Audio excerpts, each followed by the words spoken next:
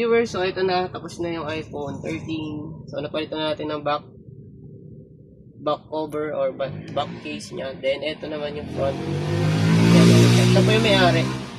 Yan nga pala, shoutout po pala sa kanya. Tapos ang damage nito is yung battery. So napalitan natin. Nakita nyo naman last time yung unang video, hindi siya nag-open. Kahit i-charge mo, hindi siya nag-open.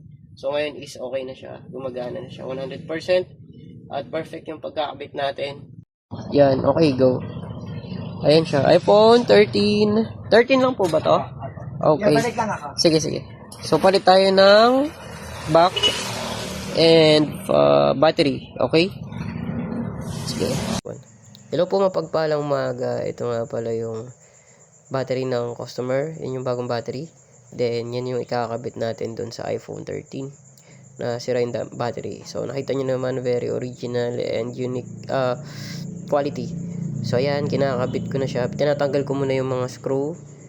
And yan, nag-iingat talaga guys, ako. Ito yung iPhone 13 kanina. So, ayaw gumana. So, ngayon, okay na. Napalitan na ng battery. Ito yung luma niyang battery, guys. Yan, lobo na talaga siya. And yung brand new nandito, hindi ko pa dinikit. So, pero tinesting muna natin para sure na okay siya. So, ayan siya, mas okay. Mas madali ito kung buksan compare dun sa mga iPhone X kasi yung mga long screw yun eh. Ito walang long screw. So, ayan nga pala yung may-ari.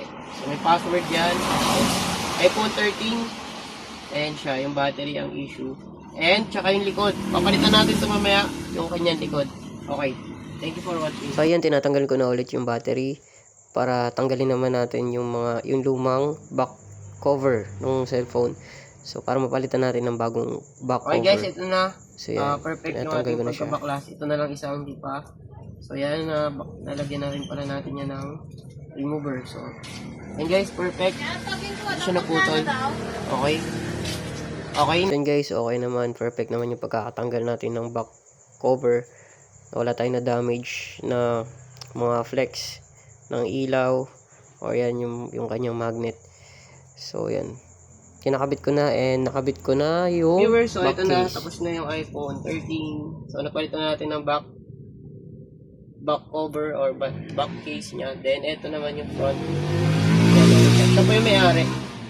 Yan nga pala, shoutout po pala sa kanya. Tapos ang damage nito is yung battery. So napalitan natin. Nakita nyo naman last time yung unang video, hindi siya nag-open. Kahit i-charge mo, hindi siya nag-open.